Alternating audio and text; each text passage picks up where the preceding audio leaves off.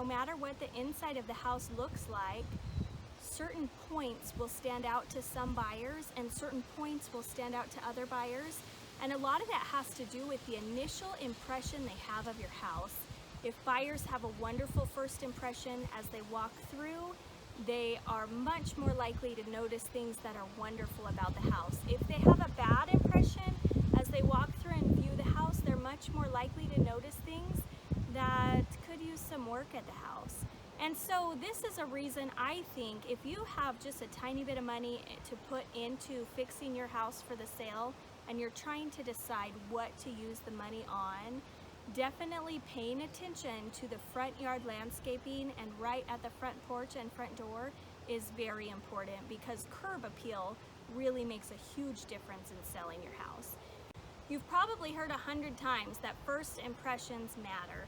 And when you're selling real estate, the initial impression a buyer has of your house is crucial. And that's why curb appeal is such an important thing to focus on when you're preparing to sell. So easy things you can do to enhance your curb appeal is to get some mulch. Like one bag of nice bark mulch can make a huge difference if you use it in the planters and the areas around your house that need mulch. Also, right before the photos, you can just sprinkle your grass and your plants and everything maybe an hour before the photos, so they look nice and perked up and green for the photos. And then of course, if you're doing an open house and when there's showings, you want to make sure everything looks lush and green. And so I just wanted to talk for 1 second here. The reason that curb appeal is so important, I think it's interesting if you really think about it. There's a thing called confirmation bias. And what it is, when buyers come and they see your house, the first second that they walk up to the house, subconsciously they make a snap judgment of your house. What we hope is if your lawn is looking lovely and there's nice mulch put down, we hope that the buyers will think, this house is in great condition. Look how cute it is. Look how up to date it is. Look what good care the sellers have kept. Then when the buyers walk through the house throughout the tour, subconsciously their brain will look for facts that back up the opinion that their brain already made about the house. So as they're looking through the house, they'll be more likely to recognize cute, cared for, wonderful things about the house. That is what we want to happen as buyers come through your house. On the other hand, you can think about it. If the lawn is overgrown and there's weeds in the planters and no mulch down and spiders by the front door, and the buyers walk up to the house and their initial opinion the first time that they physically visit your house, that first impression is negative.